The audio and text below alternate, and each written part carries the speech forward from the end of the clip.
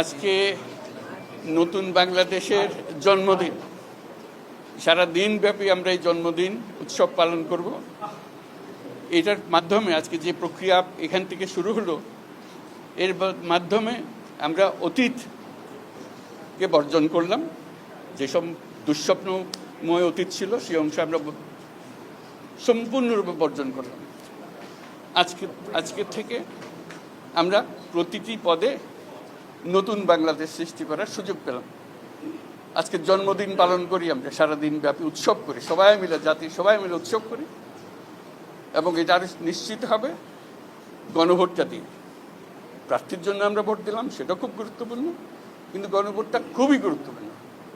সারা বাংলাদেশ পাল্টে যাবে। তো সবাইকে আহ্বান জানাচ্ছি গণভোটে অংশ নেবার জন্য, যাতে করে আমরা নতুন বাংলাদেশ গড়ে তুলতে পারি। খুব ভালো লাগবে। এটা আমার জীবনে মহা আনন্দের দিন এবং বাংলাদেশের সবার মনে এটা মহা আনন্দের দিন, মুক্তির দিন, আমাদের দুঃস্বপ্নের অবসান, নতুন সম্পের শুরু। সেটাই হলো আমাদের আজকের এই প্রক্রিয়া।